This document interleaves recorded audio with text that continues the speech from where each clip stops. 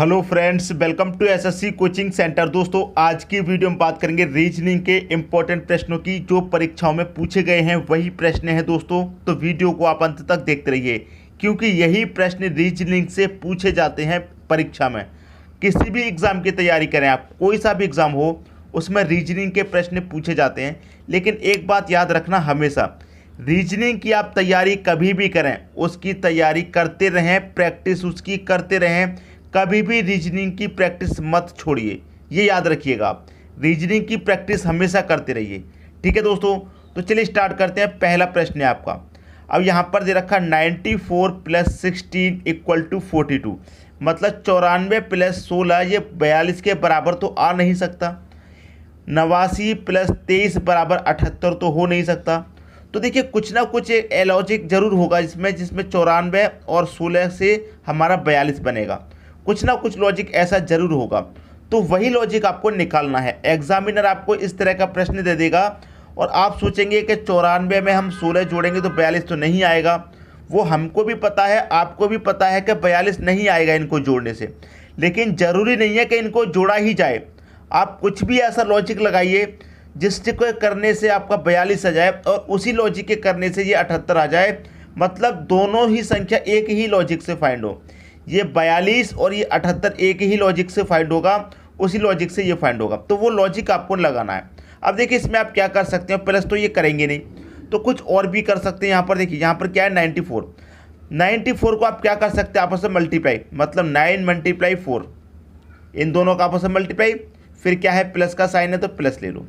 फिर यहाँ पर क्या है 16, तो इसको क्या लिख सकते हैं 1 × 6। ठीक है, इन दोनों का आपस में मल्टीप्लाई प्लस इन दोनों का आपस में मल्टीप्लाई। अब देखिए करके देख लेते हैं। 9 चौके कितना हो जाएगा 36, प्लस का साइन है प्लस ले लो। 1 का 6 से मल्टीप्लाई कितना हो जाएगा 6। अब दोनों को जोड़ दो, 36 और 6 कितना हो जाएगा 42। आपको यहाँ कितना दे रखा, 42 दे रखा है, तो लॉजिक आपको समझ में आ गया। इसी लॉजिक से ये 78 फाइंड होना चाहिए। तो क्या करेंगे, पहली दो संख्याओं का मल्टीप्लाई कर लो आपस में, 89 का मल्टीप्लाई कर लो आपस में, फिर प्लस का साइन है प्लस लेना है। फिर 23 है तो 23 का आपस में मल्टीप्लाई कर देंगे। अब देखिए कितना आएगा, 8 में कितना होता है दोस्तों 72। ठीक है, प्लस 2 त्रिक का कितना 6, जोड़ दीजिए 72 और 6 कितना हो जाएगा 78। तो देखिए, एक ही लॉजिक से दोनों संख्या आपकी फाइंड हो गई। इसी लॉजिक से अब क्या होगा, ये वाली संख्या भी फाइंड हो जाएगी। क्या दे रखा 63, तो 63 का आपस में मल्टीप्लाई कर दो, 6 × 3 प्लस फिर क्या दे रखा 45 का आपस में मल्टीप्लाई कर दो, 4 × 5। अब देखिए 6 त्रिक का कितना हो जाएगा, ये 18 हो जाएगा, प्लस 4 × 5 कितना हो जाएगा 20 हो जाएगा, और दोनों को जोड़ेंगे 18 20 कितना हो जाएगा, ये हो जाएगा 38। तो 38 आपके क्वेश्चन का दोस्तों सही आंसर हो जाएगा सी ऑप्शन। मैं उम्मीद करता हूँ सभी को प्रश्न बहुत ही अच्छे तरीके से समझ में आ गया होगा। क्लियर हुई दोस्तों बात। अब देखेंगे अगला क्वेश्चन। अगला क्वेश्चन है, यदि 2 * 6 = 32, 7 * 4 = 27, तो 7 * 6 बराबर क्या। इसी तरह के प्रश्न दोस्तों परीक्षा में पूछे जाएंगे। अब यहाँ पर 2 * 6 से आप 32 कैसे बना सकते हैं। अगर मैं 6 का 2 का मल्टीप्लाई कर दूँ तो 12 होगा, 32 फिर भी नहीं होगा। ठीक है, 6 की पावर 2 रख दूँ तो 6 × 6 = 36 हो जाएगा, 32 फिर भी नहीं होगा। लेकिन फिर भी कोई ना कोई लॉजिक ऐसा होगा जिसके करने से आपका 32 आ जाएगा, कोई लॉजिक होगा। अगर आप प्रैक्टिस करते हैं तो लॉजिक लगा करके देखिए। इसीलिए मैं कहता हूं कि रीजनिंग की प्रैक्टिस कभी बंद मत करना, हमेशा रीजनिंग के प्रश्न सॉल्व करते रहिएगा। ठीक है दोस्तों, अब देखिए इसमें क्या लॉजिक लगेगा आपका, इस लॉजिक को देख लीजिए। क्या दे रखा दोस्तों आपको यहाँ पर 2, तो हमने यहाँ पर क्या लिख लिया 2। ठीक है, लिख लिया 2। यहाँ जो 6 है आपका, यहाँ जो 6 है, इसको हम क्या करें, अगर 2 से डिवाइड कर दें तो कितनी बार जाएगा, 2 से डिवाइड कर देंगे तो आप कहेंगे 3 बार जाएगा। कितनी बार जाएगा, 3 बार। मतलब पहली संख्या ज्यों की त्यों रख दी, दूसरी में क्या किया 2 से डिवाइड करके लिखा, 23 हो गया। अब इसको क्या करें, हम रिवर्स करके लिखते हैं, मतलब पलट के लिखते हैं। तो 3 बाद में है, 3 पहले आ जाएगा, 2 पहले है 2 बाद में। ठीक है, ये हो गया आपका 32। और यहाँ पर आपका क्या दे रखा, 32 ही तो दे रखा है। बात समझ में आई कैसे करना है। पहली वाली संख्या को ज्यों की त्यों रखिए, जो दूसरी संख्या है उसमें 2 से डिवाइड करके, 2 से कितनी बार जाएगा 2 बार में, तो 2 लिख लिया आपने। क्लियर। अब इसको क्या करेंगे, पलट के लिख देना है। तो 2 पहले लिख लेंगे, 7 बाद में, 27 आ गया और देखेंगे आप यहाँ पर 27 ही दे रखा है। क्लियर। वही लॉजिक यहाँ लगेगा, पहली वाली संख्या ज्यों की त्यों रखिए, ठीक है। जो दूसरी संख्या उसमें 2 से डिवाइड करके लिखेंगे तो 2 से डिवाइड करेंगे 3 बार में जाएगा। अब इसको क्या करना है, पलट के लिख देंगे, मतलब 3 पहले आ जाएगा, 7 बाद में, 37 आ गया। 37 देखेंगे किस ऑप्शन में है, बी ऑप्शन में 37 दे रखा है। यही आपके प्रश्न का दोस्तों सही आंसर हो जाएगा। क्लियर है। कोई भी स्टूडेंट ऐसा है जिसकी सही समझ में नहीं आया तो कमेंट बॉक्स में कमेंट कर दीजिएगा दोस्तों, ठीक है दोस्तों। अब देखेंगे अगला क्वेश्चन। अगला क्वेश्चन है बी सी डी बराबर 6 9 12 से जिस प्रकार संबंधित है उसी प्रकार ई एफ जी किससे संबंधित है। देखिए बी सी डी इतने से संबंधित है। देखिए मैं यहाँ पर लिख देता हूँ बी सी और डी, ये मैंने यहाँ पर लिख दिया।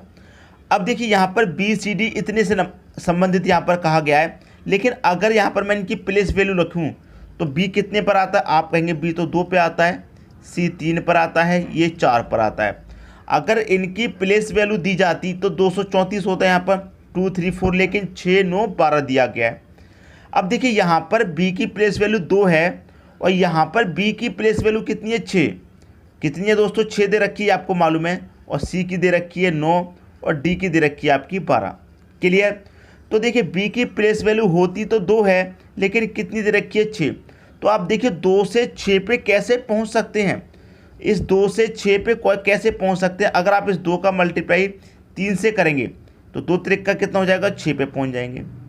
अब सी की प्लेस वैल्यू कितनी है, 9, तो यहाँ पर प्लेस वैल्यू 3 है, यहाँ पर 9 है, तो कैसे पहुँचेंगे आप 9 पे, इस 3 का मल्टीप्लाई 3 में करेंगे तब आपका 9 आएगा। क्लियर। और डी की जो प्लेस वैल्यू 4 है और यहाँ पर डी की प्लेस वैल्यू 4, यहाँ पर डी की प्लेस वैल्यू 12, तो 4 से 12 पे कैसे पहुँचेंगे, 4 का मल्टीप्लाई 3 से करेंगे 12 पे पहुँच जाएंगे।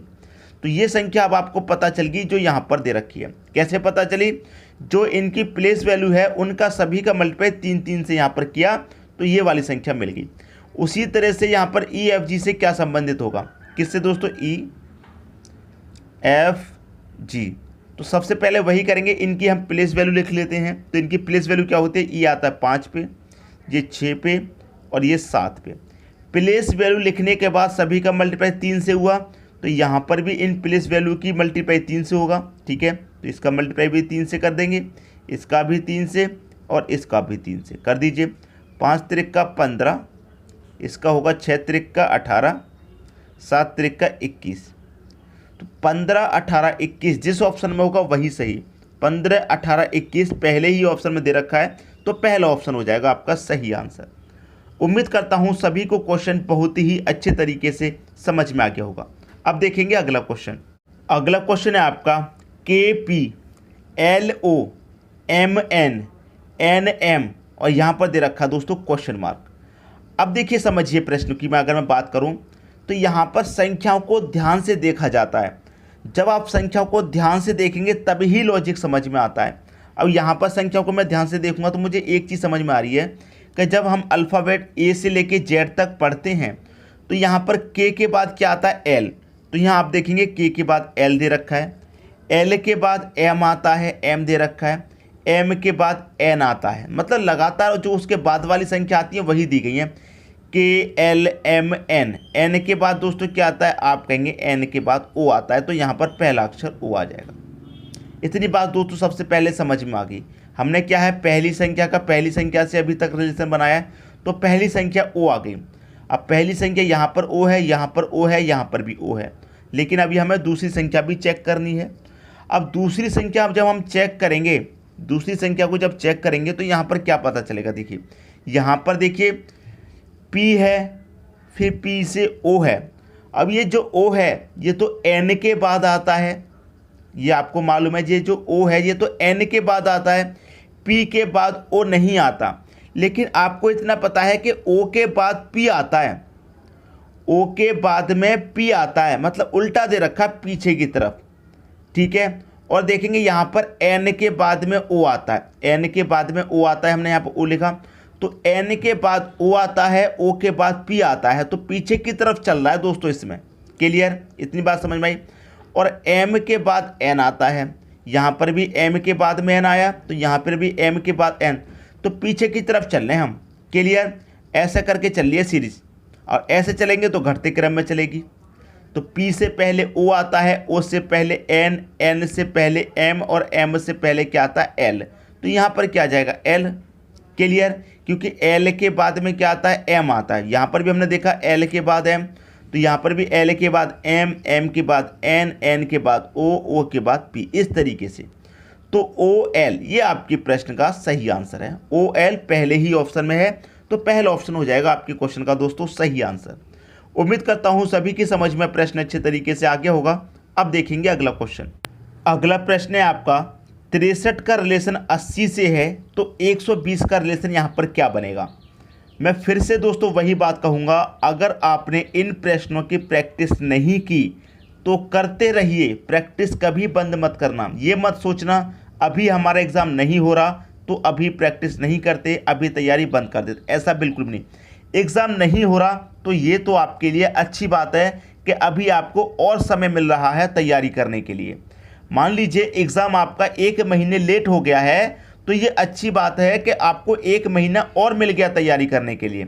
उस 1 महीने में आप और अच्छी तैयारी कर सकते हैं, ये अच्छी बात है। ये एक गुड न्यूज़ भी होती है, अगर देखा जाए सही तरीके से सोचा जाए तो ये आपके लिए एक गुड न्यूज़ है कि आपको 1 महीना और मिल गया तैयारी करने के लिए।